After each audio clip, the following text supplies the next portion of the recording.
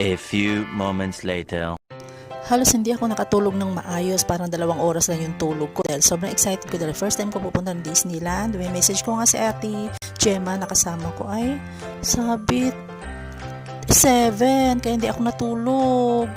10:30 daw pala mag-o-open, so kailangan kong matulog ulit.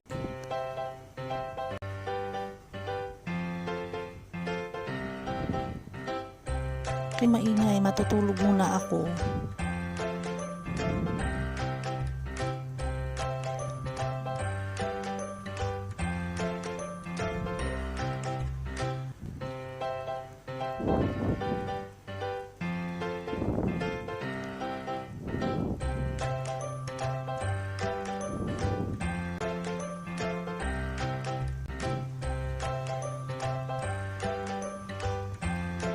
Hala, ng oras na hala.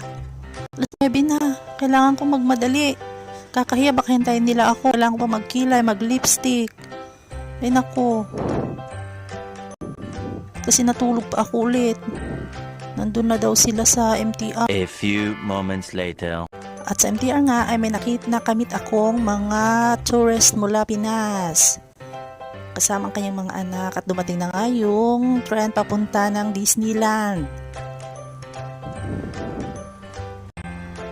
Wala akong alam na yung mga kasama ko ay nakasabayan ko pala. Hindi ko alam, wala akong idea na sila pala yun kasi si Ate Gemma lang naman yung kilala ko.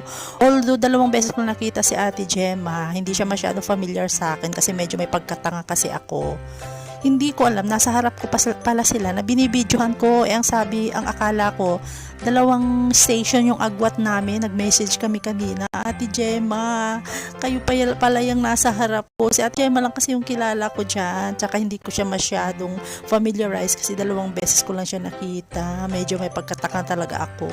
At nandito na nga kami, paakyat na nga kami. Wala talaga akong kalam-alam na yung kasama ko, kasabay ko pala. Akala ko nauna sila. Ayun, si Ate Gemma. Hindi ko alam, ngayon ko lang nakita sa video ko at nakapasok na kami dito sa gate at nag-aabang ng may nakapila na nga pala ako para sa ticket at ito nga hawak ko na ang aking ticket. Yay, 719 lang naman Hong Kong dollar. Libre ni Amo. Ayan, at nandito na nga ako sa loob. Ayan, kailangan namin mag-headband para mukha kaming nasa talaga kami, nasa Disneyland, di ba? Karamihan naghe-headband ng ganyan para magmukha kami princess. Ayan yung palace sa Disneyland, ang ganda. Ayan yung castle nila. Napaka-magical ng place. Ayan, at nakita ko si Princess Ariel at saka si Princess Moana sa loob ng castle at papasok kami dito para mapanood ang magical show ng Mickey Mouse at ni Donald Duck. Ayan nga, kailangan namin magsuot ng yellow eyeglass para sa panonood namin 3D video. Kami na sa loob ng sinihan. Ayan, pero hindi namin kailangan mag-video. Sayang, ang ganda pa ba din ng show nila. Napaka-magic.